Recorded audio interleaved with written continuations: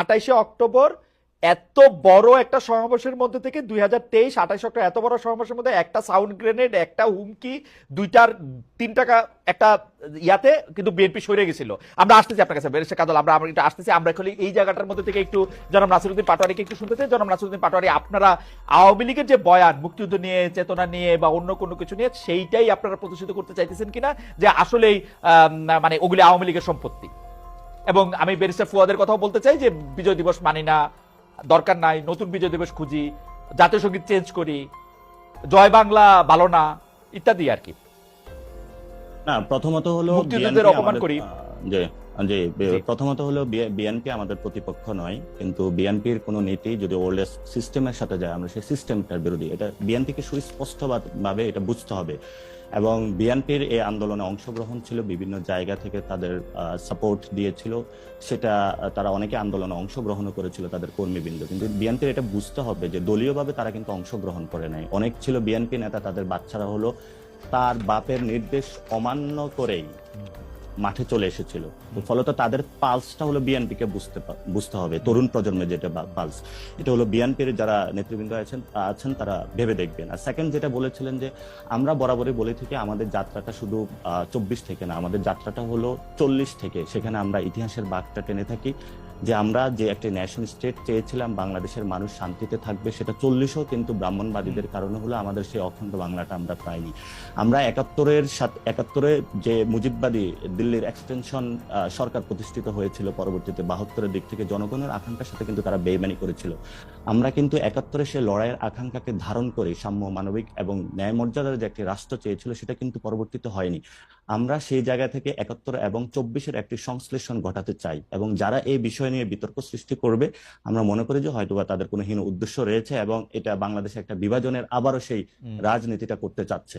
আমরা বরাবরই বলে থাকি যে 71-এ বাঙালি মুসলমানদের যে লড়াইটা ছিল, সেটাকে মুজিববাদী সরকার ইন্ডিয়ার সাথে একসাথে মিলে কম্প্রোমাইজ করা হয়েছিল, এবং পরবর্তীতে আমরা দেখেছিলাম জনগণ কিন্তু জনগণও কিন্তু রাস্তায় নেমে এসেছিল। এবং জিয়াউর রহমানকে যখন সেনা এবং জনতার একটি মিলন হয়েছিল, সেখানেও জনগণের একটি আকাঙ্ক্ষা ছিল, সেটাও কিন্তু আমরা ফুল পাইনি। আপনার পরবর্তীতে যখন 90-ও একটি আকাঙ্ক্ষার একটি জন্ম দিয়েছিল, সেটাও আমরা পাইনি। তো ফলত আমরা এই 24-এ এসে বলে থাকি যে তরুণদের যে দৃষ্টিভঙ্গিকে এসেছে নতুন করে বাংলাদেশ সাজানোর, সেটা ওল্ড সিস্টেম বা যারা হলো এস্টাবলিশমেন্ট যে সিস্টেমটা রয়েছে, যারা ফেসিবাদী বা ফেসিস্ট একটা সিস্টেমের মধ্যে চলতে চায়, আমরা সেই জায়গাটাতে অপোজ করি। এই জন্য হলো আমি তো ফেসি সিস্টেম দেখি যে আপনারা কাউরে কোনো কিছু কইতে দেন না। এই সরকারের আমলে কারো ইন্টারভিউ নিতে গেলে 3 জন 3 জায়গায় দেয়া লেখে, এ প্রতারণা করছে, এইটা করছে, আপনারা তো কারো কথাই শুনতে চান না। আমি মতিউর রহমান চৌধুরীকে আবার উদ্ধৃত করতে চাই, তিনি বলতেছেন এই বাংলাদেশের এই সরকারের এগেইনস্টে কোনো রিপোর্ট কোথাও ছাপা হয় না। তো ওনারা কি সব ফেরেশতা? না, মতিউর রহমান কিন্তু একটা বিতর্ক সৃষ্টি করেছিলেন, কিন্তু আমরা বরাবরই হলো যে কোনো সংবাদ মতিউর রহমানের বিতর্ক বাদ দেন, মতিউর রহমানের এই কথা নিয়ে কথা কয়। আমরা বরাবরই যে কোনো সংবাদ মাধ্যমের স্বাধীনতা, আমার সংবাদ মাধ্যমের স্বাধীনতার জন্য আপনি সর্বপ্রথম হলো আমাদেরকে পাবেন, যদি বুলেটটা পড়ে সেটা আমাদের মধ্যেই পাবেন, কারণ আমরা সংবাদপত্রের স্বাধীনতায় বিশ্বাস করি। এবং এই সরকারের সময় সর্বোচ্চ লেভেলের হলো বাংলাদেশের সংবাদপত্র এবং মিডিয়া যারা আছে সর্বোচ্চ স্বাধীনতা ভোগ করছে। আপনি মিডিয়া পাড়ায় খোঁজ নেন, বিভিন্ন জায়গায় খোঁজ নেই বলতেছি।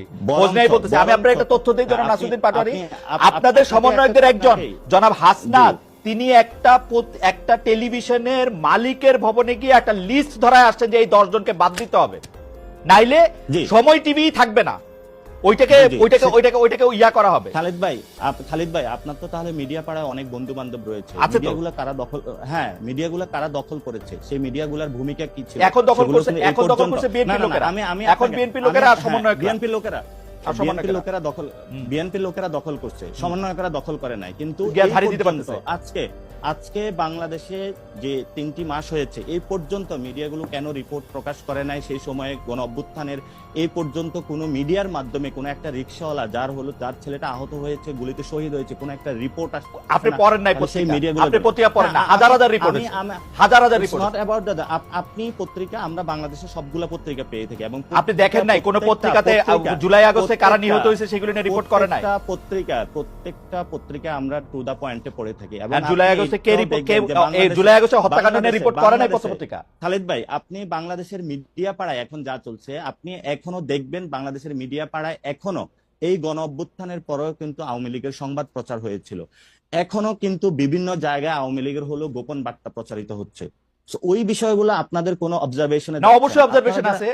আপনি কি মনে করেন, কি মনে করেন যে শেখ হাসিনা গণভবনে থাইকা এসএসএফ লইয়া এতগুলি ইন্দুর এতগুলি বান্দর লইয়া ক্ষমতায় টিকতে পারে না, হেলিকপ্টারে চলে গেছে? আপনার কাছে কি মনে হয় গোপন বার্তা দুইটা দিলে পত্রিকা প্রকাশিত হইলে আপনাকে ইয়া চলে যাবে, শেখ হাসিনা আবার আইসা পড়বে ক্ষমতায়?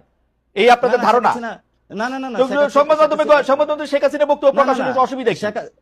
শেখ হাসিনা আসার বিষয় না, আসার বিষয়টা যখন আপনি নিষিদ্ধ একটি সংগঠনকে যার খুনের রক্তের দাগ এখন আছে, আপনি তো তাকেও নিয়ে আসতে চেয়েছিলেন। হ্যাঁ, চাইছিলাম তো।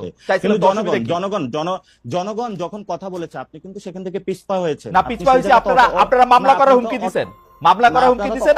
আমি অ্যাটর্নি জেনারেলের সাথে কথা কইছি, তারা কইছে যে হ্যাঁ এটা মামলা করা যাইতে পারে। হ্যাঁ, দিছেন তো। আমি একজনের সাথে কথা বলতে চাইছি, জনাব নাসিরউদ্দিন পাটোয়ারি, আমি একজনের সাথে কথা বলতে চাইছি।